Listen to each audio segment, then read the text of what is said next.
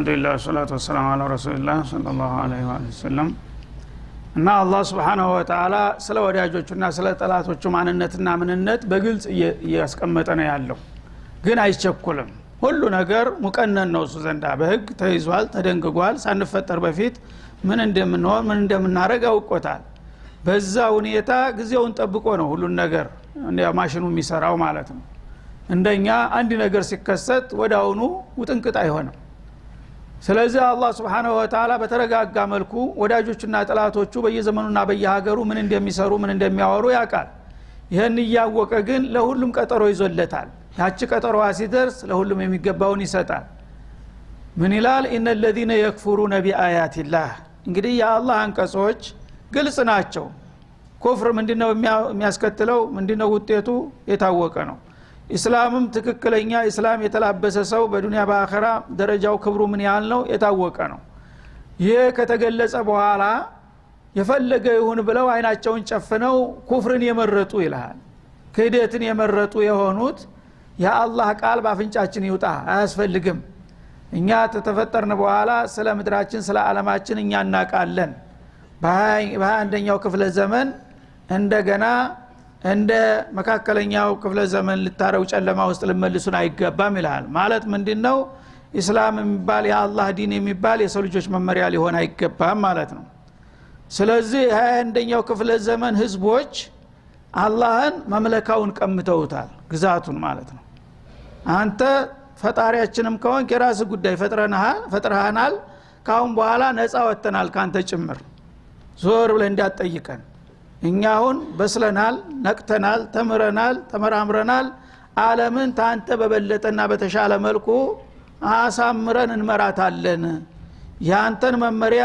እንደገና ይዘው አሁን የሚንገፋገፉ ካሉ እነዚህ ኋላ ቀርና ጎታቾች ናቸውና እዚች ምድር ላይ አንኗኗርም እያሉ ነው ከሱ ጋራ ነው ፍጥጫቸው እኛንማ ጨርሰዋል እኮ አሁን እኛ አቻ አይደለንም እነሱ ጋራ መነጋገር ግን አላህን ራሱ ተህዲድ እያደረጉት ነው የሃይማኖት መንግስት ሊመሰርቱ ነው ወይ ይልሃል ማለት የሃይማኖት መንግስት በመሬት ላይ ቦታ የለውም ማለት እኮ ነው ያ አላህ ፍቃድ የሚል ሰው በመሬት ላይ አይፈቀድለትም እኛ ምድሪቱ የኛ ናት እኛ በፈለግነው በሰይጣንም ሆነ በእንትን እናሳድራታለን እያሉ ነው ያሉት ስለዚህ እነዚህ ለለዲነ يكفرون ይላቸዋል በየዘመኑ የሚክዱ አሉ እንግዲህ ተጀዱድን ያመለክታል ፊዕለ ሙዳሪዕ يكفرون الان ويكفرون غدا ዘገም ዛሬም በኩፍራቸው የማያፍሩ አሉ ባለጌዎች እነዚያ ክህደትን የመረጡና በማንነታቸው እንግዲህ ኮርተው አለል ሐቅን በመድር ላይ በአካባቢ አን የሚሉት ቢአያት الله ያ አላህን ቃል የጨፈለቁና የረገጡት ወይቅቱሉን النبيين ያ አላህን ነብያት የሚገሉት ዛሬ ዓለምን አባወራው የሚመሩት በዓለም ላይ ነብያት ሲገሉ የነበሩ ሰዎች ናቸው ዓለምን የሚያሽከረክሩት ይሁዶቹ ናቸው ይሁዳ ደግሞ በታሪኩ ነብይ ገዳይ በመባል የሚታወቅ እሱ ነው ማለት ነው ለይሁዳ ጥብቅና የቆመው ኃይል ሁሉ ነው አሁን ሙስሊሞችን በያገሩ የሚጨፈጭፈው ስለዚህ ነብያትን የሚገሉትና بغير حق ያላግባብ ነብይ መቸም ለመግደል ብቁ የሚያረግ ምክንያት አይኖረውም ማንም ሰው ነብይ ማለት ለዓለም ፈውስ ነው አላህና ኻሊቅና መخلوቅን የሚያስተዋውቅና የሚያስታርቅ ጸጋ ነው ይህ አይነት ኑር የሆነ ፍጡር በዓለም ላይ ተፈልጎ በዋጋ እንኳን ሊገዛ የማይቻል እድል ነበር ግን እንዲህ አይነቱን እድል ተምድርገት እንዲጠፋ ደፍረው የሚገሉ ናቸው ምን ያስገርማል ሰው በጌታው ተካደ በኋላ ከዛ በኋላ እሱ ዘንድ እኮ ነውር የሚባል ነገር የለም ኸይር የሚባል ነገር የለም ነብይ የሚገሉ ናቸው ይላል ማለት ነው አልገደሉም ተናንት እነ ነብዩላህ ያህያን እነ ዘከርያን ያረዱት ይሁዶቹ ናቸው ማለት ነው ኢሳንም ድር ላይ መቆሚያ መቀመጫ ሳትተው ወደ ሰማይ እንዲያርግ ያደረጉት እነሱ ናቸው ዛሬ ግን በስሙ ይነግዳሉ ኢየሱስ እየተባለ ይዘፈናል ይዘመራል በመድር ላይ ግን መቆሚያ አጥቶ ነው የሄደው ማለት ነው ويقتلون الذين يأمرون بالقسط من الناس ከዚያም ነብዮችን ብቻ ማስወገድና ማጥፋቱ አልበቃቸውም ከዛ በኋላ የነብያት ሽታ አለበት የተባለው የነሱ ትንሽ ስሜት አለ የተባለውን ሁሉ በኸይር የሚያዝን ሁሉ በማብራት በባውዛ የፈለጉ ተምስራቅ እስተ ምዕራብ የሚያድኑ ናቸው ይላል ይሄ ዛሬ ወረዳ አይመስልም ኢርሃቢ የሚል ስም ለጥፎብህ ትንሽ የዲን ስሜት ካለህ 5 ወቅት ሶላት እንኳን የምትሰግድ ከሆነ አንተ ሙተሃም። አሁን ብዙዎቻችን የሚመስለን ሌሎቹ የተወሰነ እንቅስቃሴ ያደረጉ ስጋት ስለፈጠሩ እነገሌ ናቸው። አንድ ሰው ተጠርጥሮ በሚያዝ እኔ ኢርሃቢ አይደለም ይላል። አንተ ኢርሃቢ ነህ፣ ሙስሊም ነህ አይደለህም ነው መጀመሪያ። ሙስሊም ከሆንክ ኢርሃቢ ነህ፣ ተአማኝነት የለህም። ካፊር ነኝ ካላልክ የናንተ ሰው ነኝ ብለህ እፊታቸው ላይ ምስክርነት ቃል ካልሰጠ እስላም ባፍንጫ ይውጣ ካላልክ በስተቀር የፈለገው ሶላት ባሰግድም ባትጾምም ሙስሊም ስም መሐመድ ዑመር ከሆነ አበደን አያምኑህም። ይሄን ማወቅ አለብህ። በግንባር ያለው ሶፈል አወል ያለው ሲያልቅ አንተ ሶፈል ሳኒ ትገባለህ፣ ሶፈል ሳሊስ ይገባል። በመጨረሻ የእስላም ደም አለበት። ምናልባትም አባት ቃያትህ ሙስሊም ነው ከተባልክ ካፊር ነኝ ብትል እንኳን የሚያምንህ የለም። ይሄን ልታውቁ ይገባል። እና ነገር አርፈው አልቀመጥም ብለው ያላቅማቸው እንዳርገው ተንኩሰው ሊያስፈጁ ምናምን ትላል። መስኪን አይደለም። ረብል ዓለምን እየነገረህ ነው። አበደን ሙስሊም የሚባል ስምና ስሜት ያለበትን እነሱ አያምኑትም። እስከዛ ድረስ ነው የሚሄደው ማለት ነው። አንተ ግን አሁን ሻል ያሉትን እንዳውም ካንተ የተሻሉትን ሊመሩህ ሊያስተምሩህ ምሳሌ ሊሆኑ የሚችሉትን አለቆች ሊሆኑ የሚገቡትን ሊደግፋቸው የሚገቡትን ሰዎች አንተ አብረህ እየዘረጠጥክ ያማሃቸው ነው ያለው። ይሄ ከሆነ አንተም አትዲንም፣ ያው አለቀልህ ተያይዞ ማለት ነው።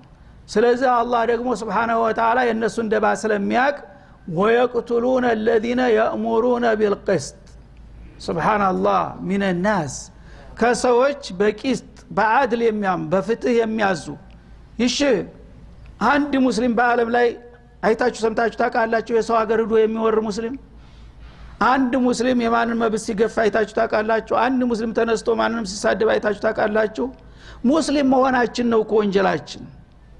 ሙስሊም እስካልሆናችሁ ድረስ ባሰሩም ጀሪማ የተባለ ሁሉ ሙተሃም ናችሁ። 10 ጊዜ ሰላማዊ ነን ብትሉም አናምናችሁም ነው የሚሉት ያሉት።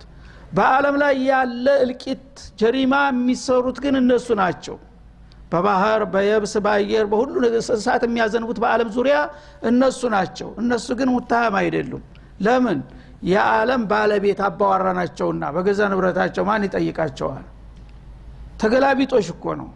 አሁን ከኛ የሚፈለገው ምንድነው? ኢዕላም الكفر الجماعي በህብረት እኛ እስላም የሚባል ነገር አንፈልግም እናንተን ተቀብለናል ብላችሁ ኢዕላን ስታረጉ ብቻ ነው ምናልባት ጋብል ሊላቸው የሚችለው ማለት ነው። ወለን ተርضى عنك اليهود ولا النصارى حتى تتبع ملتهم سبحان الله حتى تتبع دينهم አላለም። ዲን የላቸውም እኮ እነሱ። ዲን ስለሌላቸው ሚለተ طريقه منهج الحياه የህይወት ሲስተም ማለት ነው። ሚለት ማለት የህይወት ሲስተም ዛሬ ስልጣኔ የሚሉት ነው።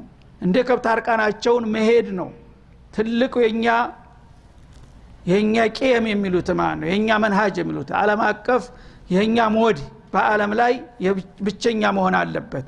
ሌሎቹ በሙሉ ኋላ ቀርናቸው ይላል። ወንድና ሴት በመንገር ላይ በሻሪዕ ላይ እንደ ውሻ የሚሳረርበትን መንሃጅ ነው የሚጭኑብህ ማለት ነው። ይሄንን እንግዲህ እነሱ ደረታቸውን ከፍተው ኮርተው ከኛ በላይ ስልጣኔ ማናለ ይላል። ይሄንን እስካላደረክና እስካልተሳተፍክ ድረስ የነሱን የመኖር ሲስተም የነሱን ዘዴ የነሱን ደም የነሱን ባህል ካልተላበስክ በስተቀር አበደን አይተውህም ይላል አላህ Subhanahu ያለው አማራጭ እንግዲህ ጥቅልል ብዬ እነሱ ጋር መግባት አለብኝ እንዳረጉ ያድርጉኝ፣ ወይም አይ ይሄማ ከሆነ እንዴት አድርጌ ሞቴን እመርጣለሁኝ እንዳውም እንደዚህ ብዬ ከምንወርማ በሞት እኮ ጀነት ነው የሚጠብቀኝ የምትል ከሆነ ይሄ አንድ ጉዳይ ነው ማለት ነው።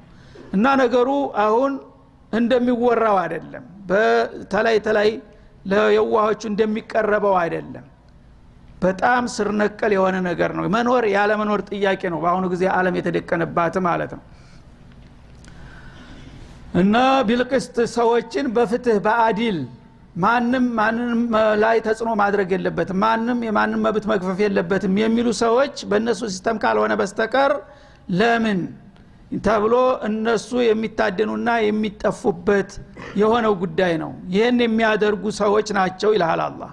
እነዚህን ሰዎች ፈበሽርሁም ቢዓዛቢን አሊም ለጊዜው ይፈንጥዙ ሱብሃንአላህ እንደፈለጉ ይናኙ ይዝለሉ ይጨፍሩ ነገ ግን አሳማሚ የሆነው ሲኦል ለነሱ ተደግሶላቸዋል ጀሃነም በቂናት ለነሱ እስከዛው ድረስ ግን እናንተ ሚናችሁን ለዩ ከነሱ ለመለየት ሞክሩ ካልሆነ ግን አብራችሁ እንዳትወርዱ ይላል ማለት ነው ኡላኢክ ሃኡላኢ الكفራ አልቀተላ እነዚህ እንግዲህ ነብያትን ሳይቀር የማይምሩ የሰው ልጆችን ሁሉ የነሱን ኩፍር ካልተቀበለና ካላነገበ በስተቀር ተምድር ገጥ ለማጥፋት ታጥቀው የሚነሱ የሆኑት الذين حبطت اعمالهم في الدنيا والاخره ለጊዜው ነው አላህ የጥፋት መልእክተኛ አድርጓቸው ይሄ ስራቸው በዚህ በዱንያም ሆነ በመጨረሻው ዓለም ዋጋ ቢስ ነው ይጨፈጭፋሉ ያጠፉታል ግን በመጨረሻ እነሱም ደግሞ ይጠፋሉ እንዳሰቡት ዓለምን እስተመጨረሻ ድረስ እንደፈለጉ ሊናኙባት አይችሉም ማለት ነው ከንቱ ይሆናል መላይን የወጣበት መሳሪያው ገንዘቡ ስልጣኑ ሁሉ ነገር እኔ ስፈልግ ቢጠርፈት العين አመድ አደርጋቸዋለሁ ሀቢጦት አዕማሉሁም የሰሩት ስራ የትም አይደርስም ይረግፋል ይላል ግን ተመርገፋቸው በፊት አንተን ግፈው አጥፍተው ነው የሚሄዱት ማለት ነው في الدنيا والاخره በዚች በዱንያ ህይወታቸውም እነሱ እንዲያቀዱትና እንዳሰቡት ተሳክቶላቸው እንደፈለጉት ሊዘልቁ አይችሉም ስራቸው ከንቱ ይሆናል የገነቡት ሁሉ ይፈራርሳል ይላል ማለት ነው ወማ ለሁም ሚን ናሲሪን ያነ ደግሞ የኔዱላ ሲሰነዘር እነሱን የሚረዳና መክቶ የሚያድናቸው ማንም የለም ይላል ያው እኔ ለትዝብት ነው ያ እንጂ ስፈልግ የኔዱላ ሲሰነዘር አንድ እንኳን ደቂቃ ያህል እነሱ ሊከላከላል በራሳቸው ኃይል ይሁን በሌላውም ማንም ሊያድናቸው አይችልም ችግሩ ግን ቀጠሮ አለመድረሱ ብቻ ነው ማለት ነው ስለዚህ የነውና ያለው ሁኔታ ጠፍተው እንዳያጠፉህ እነዚህ መጀመሪያውንም ለራሳቸው ጥፋት የመረጡ ናቸው في الدنيا والاخره እድል ቢሶች ናቸው እናንተንም ይዘዋችሁ እንዳይጠፉ ጠንቀቅ ማለት አለባችሁ ካልሆነ ግን እናንተም ቢሆን ከነሱ የተለያችሁ አትሆኑም እያለ ነው ደጋግሞ እያሰመረበት ያለው ማለት ነው አለም ተረ ኢለ الذين اوتوا نصيبا من الكتاب ለመሆኑ እነዚያን የኪታብ ድርሻ የተሰጣቸውን አያቸውን ይላል አሁንም እነዚህ አይሁዶችና ነሳራዎች ማለት ነው ቀደም ሲል ተውራትንና እንጂልን የመሰለ ታላላቅ ብሩህ ኪታብ ተሰጥቷቸው ነበር በዛ ኪታብ እንግዲህ ቢጠቀሙና ቢመሩ ኑሮ ምንኛ ለራሳቸውም ለሌሎችም በተጠቀሙ ነበር ይላል እንደዛ አይነት እድል ተሰጥቷቸው ከኋላ ግን እንደገና በዛው አምነንበታልና ተከተለነዋል በሚሉት መጽሐፍ እንኳን ለመዳኘት ሲጠየቁ ይድአውነ ኢላ ኪታቢላህ እናንተ በአላህ ኪታብ የምታምኑ ከሆነ በተውራት በእንጂል በዘቡር የምታምኑ ከሆናችሁ ችግር የለም አንጣላም ያው ምንጫችን አንድ ነው ለኛ ቁርአን ላከልን ለእናንተ እንጂል ተውራት ልኳል ስለዚህ ሁላችንም ከአንድ ምንጭ ነውና የምንቀዳው እስቲ እናንተ መጽሐፍ በሚለው መጽሐፍ ቅዱስ በሚለው ራሱ ተዳኙ መጽሐፍ ቅዱስ ንጹሃኖችን ጨፍጭፉ ይላል ተውራት ወይስ ደግሞ የማንንም ንብረት ዝረፉ ይላል የማንንም አገር ውረሩ ይላል አይልም አትግደል አትስረቅ አትዋሽ አታወናብድ ነው የሚለው መጽሐፍ ቅዱስ የሚባለው ራሱ በዛ በራሳቸው እናምንበታለን በሚሉት ኪታብ እንኳን እንዲዳኙ ሲጠየቁ ሊቀበሉ አይችሉም ማለት ነው ሊያህኩመ በይነሁም ተውራትና እንጂል የምታምኑና የምትቀበሉት ከሆነ እሱ ራሱ ባለው ለምን አትዳኙም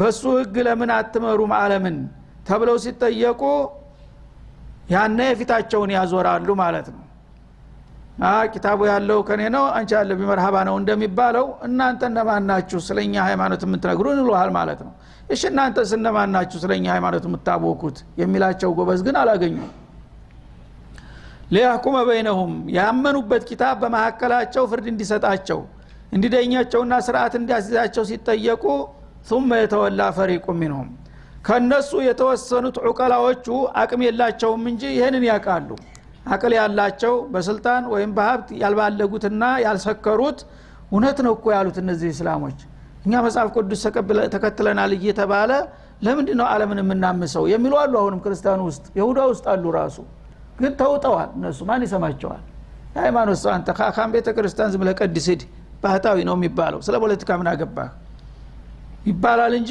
አሉ ይው አላህ አዲል ከመሆኑ የተነሳ እነዛን ሰዎች አረሳቸውም ፈሪቁ منهم ማለት በእጅማዕ አይደለም ሁሉም አልተስማሙም ግን ተኩላዎቹ አውሬዎቹ ናቸው ቁንጮ ላይ ያሉት እነዛ ቦታ የላቸውም ድምጽም አይሰማም የነዛ እንጂ የሚቃወሙ አሉ እኮ ስንት የሃይማኖት መሪዎች አረባካቸው ሀገር ይጠፋል እባካቸው ዓለምን ይዛቸው አታጥፉ የሚሉ የሚጮሁ አሉ እንደውም የሚገርመው ብዙ ጊዜ በእኛ በእስላሙ ዓለም ነው የዲን ሰዎች ድምጻቸው ጭራሽ የሌለው በእነሱ በጣም የሚቃወሙ አሉ ሽታቸውን ገትረው የሚከራከሩ አሉ ግን የሚሰማቸው የለም እነዛን ራሱ ሱብሃንአላህ አውቆላቸው ሂሳብ አድርጎላቸው ፈሪቁ ሚንሁም ይላል የነሱ ከፊሉ ይላል ሙሉ በሙሉ ሁሉም ይሁዳ የተባለ ሁሉ ነሷራ የተባለ ሁሉ አንድ ናቸው አላለም አዲል ነው አላህ አንድም ሰው ቢሆን ያ ሰው የቀጥተኛ እስከሆነ ድረስ እሱን ያለ ወንጀሉ ሊጭንበት አይፈልግም በኩፍሩ ሊጠይቀው ይችላል ግን ዙልም ኢጅራም በአለም ላይ በሚደረገው ነገር የማይስማሙ የሚቃወሙ ብዙ አሉ ደሞ ያንን ነገር እስከፈለገ ድረስ በእኛ በበላይነት ዓለም መመራት አለባት ወደደም ጠላም የሚለው ደግሞ ማሻአላህ ነው በሽበሽ ነው አጨብጫቢው ማለት ነው እንደዛ አይነቶቹ የተወላ ፈሪቁ ሚንሁም ከነሱ የሆነው ከፊል ሐቅ መስማት አይፈልግም ሐቅ ሲነገራቸው ከራሳቸው ወገኖችም ቢሆን ፊታቸውን ያዞራሉ ማለት ነው ወሁም ሙዕሪዱን እነሱ ችላተኛ ሆነው የገዛ አባቱ አጎቱ እየመከረውና እየነገረው እንደዛ አይነቱን ሐቅ ሊሰማ አይፈልግም እንዳልሰማ ፊቱን ዘወር ይላል ተቶሽተት ይላል ማለት ነው እንደዚህ የሚያደርጉ አውሬዎች ናቸው ለእናንተ ይበጁናል ብላችሁ መታጨበጭቡላቸው ይላል ذلك እና ይህ ሊሆን የቻለው ቢአንሁም ቃሉ እነዚህ የቀደምት አህለል ኪታብ ተብየዎች ይላሉና ነው ይላል ምንድነው የሚሉት ለን ተመሰነ النار الا اياما معدودات እኛ በመድር ላይ የፈለገውን ያህል ግፍ የፈለገውን ያህል ጀራኢም ብንሰራኮ አላህ ጥፋተኞችን እቀጣለሁ ብሎ አልርግጥ በመጽሐፍ ቅዱስ ይሏል ግን የፈለገው ያህል ጥፋታችን ሞልቶ ቢገነፍል እንኳን እኛን ብዙ ጊዜ አይቀጣንም ለምሱ ያህል እንደ ወንጀለኛ ይቀጣል ተብሏል አይደለም ቃሉን ላለማጠፍ ያህል ትንሽ አያመ ማዕዱዳት ይላል ማለት ነው ሱብሃንአላህ በጣት የሚቆጠሩ ቀናቶች ብቻ ነው ሊቀጣን የሚችለው ከፈለገ እሱንም ሊተው ይችላል ይላል ማለት ነው ሱብሃንአላህ ይሄ እንግዲህ ከማንም መጽሐፍ ውስጥ የሌለ ነገር እኮ ራሳቸው የፈጠሩት ወይም ሰይጣን ያዘጋጀላቸው ነገር ነው ይሄንን መጽሐፍ ቅዱስ እንዳለው ከዛ በላይ አድርገው ነው እንደመርህ የሚጠቀሙበት ማለት ነው እና ጌታ የሰው ልጆች ስተተኞች ናቸው ያጠፋሉ ታጠፉ ደግሞ ልቀጣቸው ይችላል ብለዋል በዛ መሰረት እኛን ሊቀጣን ከፈለገም ወይ ባንድ ፊት እኮ አይቀጣንም ቢሉ ይሻል ነበር ሊቀጣን ከፈለገም አያመ ማዕዱዳት ይተምኑለታል ማለት ነው የሚቀጣበትን ቀን ራሳቸው ይመድቡታል 3 ቀን ይበቃሃል ወይም 7 ቀን ይበቃሃል ከዛ በላይ ልትቀጣን ትፈልጋለህ እንዴ እንዳትሳሳት ይሉታል ማለት ነው ይሄን ከየት አመጣችሁ ይሄ መረጃ እንግዲህ አላህ ከቀደምት መጽሐፍ ተውራት ውስጥ ብሎት ከሆነ እንጂል ውስጥ ብሎት ከሆነ ዘቡር ውስጥ ሱሑፍ ውስጥ ብሎት ከሆነ አው ብለዋል ብለው ሊከራከሩ ይችላሉ ብለሃል አይደለም እናንተ በእንዲህ አይነቱ መጽሐፍ ላይ በእንዲህ አይነቱ ነብይ ይሁዳ ነሳራ የፈለገውን ጥፋት ቢያጠፋም የተወሰኑ ቀናቶች እንጂ አልቀጣውም ብለሃል ብለው ሊያቀርቡት የሚችለው መረጃ የለም ግን ከየት ነው የመጣው ያባባል ራሳቸው የፈጠሩት ማለት ነው ፖለቲከኞቹ ናቸው የፈጠሩት ራሳቸው እኛ ቅዱሳንን የዓለም አለቃ አባዋራ ተደርገናል ስለዚህ ዓለምን በፈለግነው መልክ መምራት አለብን ማሽከርከር አለብን ምናልባት ሰውነንና በአካዳችን ስተትም ካጋጠመን እሱ ያው ጌትነቱን ለማሳወቅ ብቻ የተወሰኑ ቀናቶች ትንሽ በልምጭ ቸፍል ያረጋን ይችላል ከዛ አልፎ ግን ብዙ የሚያሰጋ ነገር የለም የሚሉ ናቸው ይላል ማለት ነው ወገረውን في دينهم ما كانوا يفترون እና ይሄን ነገር ከየት አመጣችሁት ይሄን መርሆ ቢባል ግን ተመጽሐፍ ቅዱስ ሊያመጡት አይችሉም ሊጠቅሱ አይችሉም እንግዳውሳ በዲናቸው ስም የሸነገላቸው ራሳቸው የጠፈጠፉት ውሸት ነው ይላል ይቺ ቃል ራሱ እነሱ ናቸው የፈጠሯት እንጂ ማንንም መጽሐፍ ቅዱስ ውስጥ አህለል ኪታቦችን የፈለገውን ቢያጠፉ የተወሰኑ ቀናቶች እንጂ አልቀጣም የሚል እኔ ተናግሬ አላቅም ነብዮችም ይሄን ብለው አያውቁም ይሄን ቃል ግን እነሱ ራሳቸው ፈጥረው ራሱ በፈጠረው ውሸት ራሱን ያታልላል እንደገና ይህ ናቸው የእናንተ አለቆች የዓለም አባወራዎች ይላል ጉዳቸውን ያፈላ ይነግራል ማለት ነው ወገረውን في دينهم ما كانوا يفترون ፈትዋ የሚሰጡት የሚቀጣው ማን እንደሆነ የሚቀጣበት መጠኑ ምን ያህል እንደሆነ ስንት ቀን እንደሚቀጣ መግለጫ አስተማውጣት ሄዱ በእኔ ጉዳይ ገብተው ይላል። እነዚህ እንግዲህ ይሄንን ብለው ነው የፈለገ ጀራኢም በአለም ላይ ህዝቦችን ሺዎችን ሚሊዮኖችን የሚያቃጥሉት ይሄ መርሁ ስላላቸው ነው። እኛ የፈለገውን ጀራኢም ብንሰራ ብንቀጣም የተወሰኑ ቀናቶች አለ እንደሚሉት 7 ቀን ነው የምንቀጣው ይላሉ። በእነሱ ስሌት በጣም ከጨከነ ጌታ አህለል ኪታቦችን ያጠፉትን ያህል ያጥፉ ከ7 ቀን በላይ አይቀጣቸውም ይላሉ። ለምንድን ነው ይሄን 7 ቀን በስሌት ያመጡልሃል? እንትን ሎጂካዊ ሊያስመስሉት ማለት ነው። ዓለም 7 አማድ ናት ይላሉ። የዓለም እድሜዋ 7 አማድ ናት። በየአማዱ አንድ ቀን እንደ ዘካት ወጥቶ በዛች ለምሷ ያህልን ቀምስና ከዛ በኋላ خلاص ነፃ ወደ ጀነት እንሄዳለን ይሉሃል ማለት ነው። ወይም በነብዩላህ ሙሳ ጊዜ ወይፈን ምስላቸውን ያመለኩት ሰዎች በወንጀል እንደ አርአያ እንደ ዋና ቀንደኛ ወንጀለኛ አድርገው ይወስዷቸዋል። ያ ነው እንግዲህ በታሪካችን ትልቅ ነብዩላህ ሙሳና ሃሩን ያን ያህል 40 አመት ታግለው ነፃ ካወጡና ተውሂድን ታወጁ በኋላ እንደገና እሳቸው ተውራትን ሊቀበሉ ሲሄዱ ጣዖት ተሰርቶላቸው هذا ኢላሁኩም ወኢላሁ ሙሳ ተብሎ ለዛ ለጣዖት ያጨበጨቡ 40 ቀን ቆይተዋል። ያ ትልቅ ጀሪማ ነው እና في جنيب تاريخنا በጣም አሳፋሪ የሚባለው ወንጀል እሱ ነው። በዛ የሚቀጣን ከሆነ የኛም ጎሳ እንግዲህ በዛ ያንና አይነት ጀሪማ የሰሩ ሰዎች 40 ቀን ነውና ወንጀሉን የፈጸሙት ሙሳ አስተሚመጡ ግፋቢል 40 ቀን ነው የነሱ ዘር የሆነ ሁሉ የሚቀጣው ይላሉ ማለት ነው። ይሄ የተጋነነው ነው እንግዲህ 40 ቀን በላይ حرام ማንም ሰው አይጠይቅም ማለት ነው። የፊተኛው 7 ቀን ይሄኛው ደግሞ 40 ቀን ይሄንን የሚሉት ከምን ተነስተው ነው ይላል። ወገረው في دينهم ما كانوا يفترون እነሱ ለወንጀል እኮ ምንም የሚያፍሩት ነገር የለም። ሰው ተከፈረ በኋላ ምንም ይፈራው ብልግና አለ? ይሄንን መግለጫ የፈጠሩት ራሳቸው ናቸው። እኔ ያላልኩም። ራሳቸው የፈጠሩት ውሸት ራሳቸውን ያታልላቸዋል። ከቅንት አባቶቻቸው ይሄን መርህ ስላስቀመጡላቸው አሁን የሚመጡት ትውልዶች ልክ የመጽሐፍ ቅዱስ አካል አድርገው ነው ይሄንን ነገር የሚመሩበት ማለት ነው። ስለዚህ እንደዚህ ነው ከተወሰኑ ቀናቶች እንጂ እኛ እንቀጣም ብለዋል አባቶቻችን። ይሄንን ካሉ ደግሞ አንድ መረጃ አላቸው ማለት ነው። ይሄ ነው። ስለዚህ ዓለምን እንደፈለክ አምስ እንደፈለክ ጨፍጭፍ እንደፈለክ አቃጥል ዙሮ ሲሆን አይቀጣንም ከቀጣንም ቀናት ያህል ነው ብለው በገዛ የውሸት መግለጫቸው ራሳቸውን በራሳቸው ያታልላሉ። ይሄው ዓለምን የሚያርመጠምጡት በዚህ ነው ይላል ማለት ነው። فكيف اذا جمعناهم ታዲያ እንደ አይነት ውሸታሞችና ወስላቶች ግፈኞች ነገ ተሞት አንስተን አንድ ሜዳ አንድ መድረክ ላይ ሊዮሚ ላረይ በፊህ መምጣቱ የማያጠራጥር በሆነው በቁርጠኛው ቀን በለተ ተንሳኤ ይሄን ሁሉ አወናባጅና ውሸታም ሰብስበን አንድ ፍርድ ሜዳ ላይ በመናመጣቸው ጊዜ ይህ አይነቱ ውሸት ይጠቅማቸው ይሆን? ምንድነው የሚሆኑት? የት ነው የሚገቡት? ይላል ወውፊየት ኩሉ ነፍስ ማ ከሰበት ነፍስ የተባለች ሁሉ የሰራቸውን ስራ የፈጸመችውን ግፍ ምንዳ መልካምም ሰርታ ከሆነ ደግሞ የመልካም ስራዋን ወረታ በመትረከብበት ጊዜ እንደ አይነቶቹ አወናባጆችና የዓለም ጥላቶች ምንድነው የሚበቃቸው? የት ነው የሚገቡት? እስቲ ንገረኝ ይላል። ወሁም ላ ይظلمون ሱብሃንአላህ እነሱ አይበደሉም ይላል። እንደ በሰሩት ጀሪማ ነው የሚጠየቀው። አላህ በሂሳብ ጥላቱን እንኳን ቢሆን የለየለትን ካፊር እንኳን ቢሆን የፈለገውን ያህል ቢጠላው አንተ ጥላት የነህና ብሎ የደመ ነፍስ ወይም የበቀል ስሜት የተሞላበት ቅጣት በመስጠት አልበድላቸውም። ግን በሰሩት ጀሪማ ብቻ ስጠይቃቸውና ስተሳሰባቸው ምንድነው የሚበቃው? ወየት ነው የሚገቡት? ይላል ማለት ነው። እና እንግዲህ አላህ የፈለገው ቢሆን ዟሊም ቢሆንም ዙልሙን በሚሌ በሳንቲ ሳይቀር ነው የሚተሳሰበው ማለት ነው። እና ፊርዓውን ቢሆን ኢብሊስም ቢሆን ባጠፋው መጠን ነው አላህ የሚቀጣውና የሚጠይቀው። ከዛ አልፌ ግን አንዲት ነገር አልጨምርባቸውም። ያን ነገር ቢጨምርባቸው እንደ ዙልም ይቆጠራልና ይላል።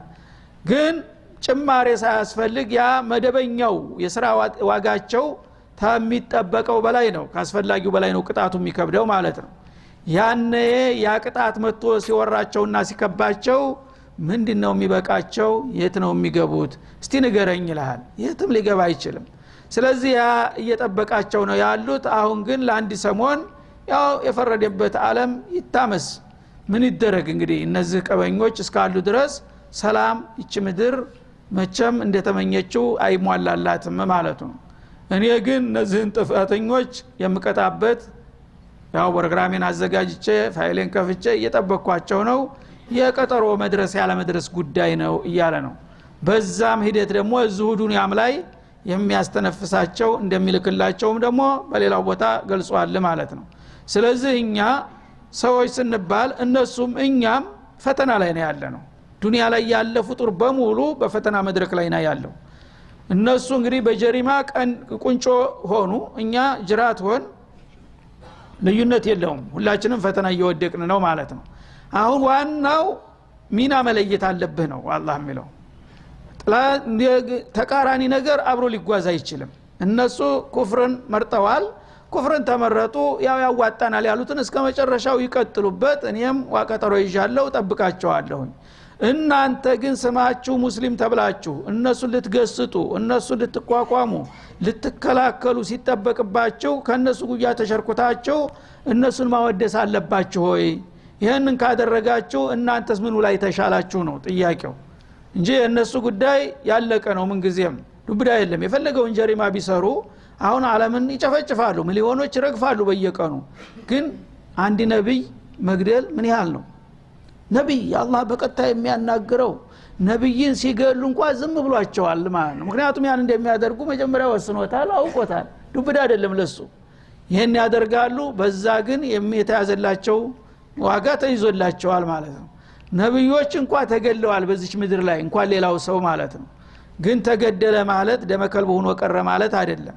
ይሄ ገዳይ ደግሞ እንደፈለገ ማንንም የለብኝም ብሎ እንደፈነጨ ይቀራል ማለት አይደለም ሁሉም ቀጠሮ ተይዞለታል ሁሉም መድረክ አለው እዛ እንገናኛለን ነው የሚለው ዋናው ግን የሚያሳዝነውና የሚያሳስበው በዚች ምድር ላይ እውነትን የሚናገር አንደበት እየጠፋ መምጣቱ ነው ማለት ነው እንጂ ወትሮም ያለ ነው እሱም በኩፍሩ ባመነበት ያናፋ አንተም ደግሞ አይደለም ተሳስተሃል አስለምቱም የሁሉ ተው እናንተ ፈንቶን ስለሚልቁንስ የሚበጀ እስላም ነው የሚለው ድምጽ ለምን አይሰማ ምንን ወክሎ ነው የሚለው አላህ Subhanahu Wa Ta'ala ይሄንን ለማድረግ አላህ ይወፍቀን ይያል ያው የዛሬው እንግዲህ ደርሳችን እዚህ ላይ ይቋጫል ነገ ያው እንደሚታወቀው አዲሱ ተለዋጭ ቀን እንደሚቀጥል ነው ሐሙስ ያው አልመጣንም እኔ የተወሰኑ ያልሰሙ ሰዎች ከመጡ በየ መጥቼ ነበር አንድ 12 ሰዎች አግኝቻለሁኝ ብዙዎቻችሁ ግን ያው እንትኑን አክብራችሁ አላመጣችሁም